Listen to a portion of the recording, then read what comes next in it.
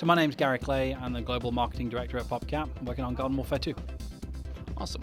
So what is Garden Warfare 2? What is the setting and story that's happening with the plants and the zombies? Well, since Garden Warfare 1, the zombies have won. They've actually taken over suburbia and created a new utopia for zombies called Zomburbia. Dr. Zomboss sent back through time an imp suit, a Z-Mech suit, for the imp class, which is one of our new playable classes, which was able to turn the tide of battle. So now it's up to the plants to take back suburbia. Awesome. Now you mentioned one of the new classes. There are 6 new classes in Garden Warfare 2.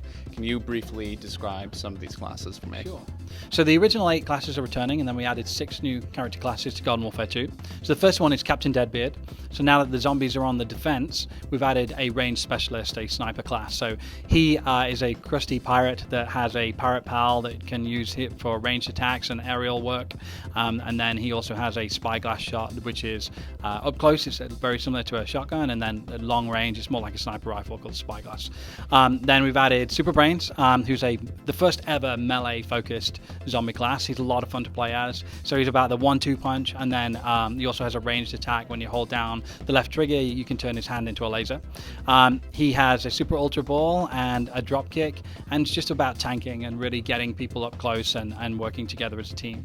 And then the final class on the zombie side is the Imp and the Z-Mech. Imp, super agile. He has a gravity grenade. He has an imp cutter, and then lasers that he fires. He can do things like double jump, backflip, side flips. About low health, fast gameplay. But then you get to bring in a mech, and when you switch over to the mech, you have a missile barrage. He's a much more lumbering character with more health. He has a chain laser that you can fire and can stomp on nearby enemies. On the plant side, we have Rose. She is a seer from the past that saw a future of zombies and came through time. And she is a support class. Very, very skilled class to play as if you're a great player. She's able to throw a time snare bubble out, which will slow zombies down, give you more chance to get those team play actions in. She can create an arcane enigma where she goes invincible for about 10 seconds. And if you come up close, you'll get damage. My favorite ability of hers is Gotify, which basically she can pinpoint one character on the battlefield. So if a Super Brains is creating havoc, she can turn him into a goat for about 20 seconds, which is a lot of fun. It's still playable when you're in goat form and you get new abilities, and I'll let you guys see what that looks like. And then we have on the plant side Citron, who was sent back through time. He's a bounty hunting orange, and he was specifically designed to fight against the imp mech. So he has an EM Peach for disabling robots and mechs, which is a lot of fun. He has the ability to go into ball form, where he can race around the map really fast, get to objectives fast, and then he also has a energy shield which he can fire through, but characters cannot. So if you can use him a little bit like a riot shield, which is a lot of fun. And then finally Kernel Corn. So Kernel Corn is the direct nemesis of the soldier. So he's a run and gun class, 2 dual miniguns that can also be fired as rocket launchers. He has air support, so he can throw out a hot potato and use his butter barrage, and that will basically pinpoint targets where his airstrikes will come in and drop in a hot cross, and take those guys out, which is cool. And then my favorite attack is the Husk Hop. So if you get a specific character down to about half health, it's my way of using it anyway. You can use it in loads of different scenarios, but get it down to about half health. He'll do a flip over the top of the character and unload his entire clip upside down in the air, finishing the character off and making you look pretty awesome. Awesome. Now, what does it take for you guys to balance these new classes with the old classes that already exist? Yes, it's a great question. Balancing is something we work on every single day. So we have a few different people on the dev team that only focus on balancing.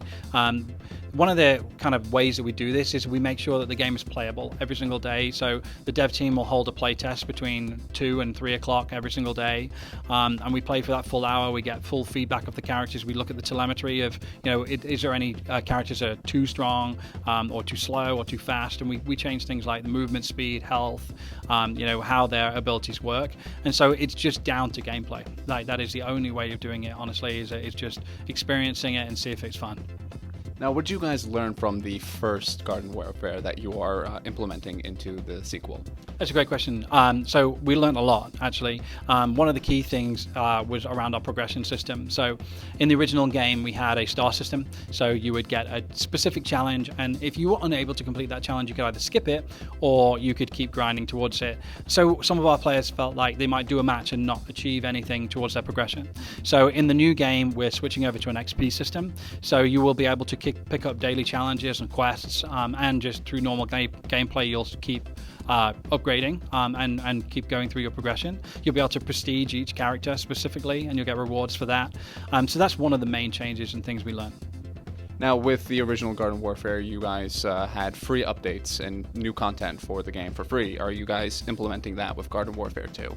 We are, yes. We'll still have free content updates. At launch, we're going to have 12 new maps and 100 characters. So some of those characters are returning from the original game, fan favorites. And so you will be able to import all those characters for free at launch as well. And that can be done cross-platform. So if you played on PC and now you play on an Xbox One, you'll be able to bring those characters with you. So yes, still planning the same type of content. Can you talk about any of the new game modes that will be happening in Garden Warfare 2? One of the biggest new game modes is Herbal Assault, which is basically the plants on the attack in a 24-player gameplay mode style. So this brings in new things like spawnable weed characters that people can create, as they go through. It brings in new Zombot turrets that will be strategically defending for the zombies, and a few surprises that we haven't shown yet. Awesome. And finally, when can players get their hands on your game? It's coming out in spring of 2016.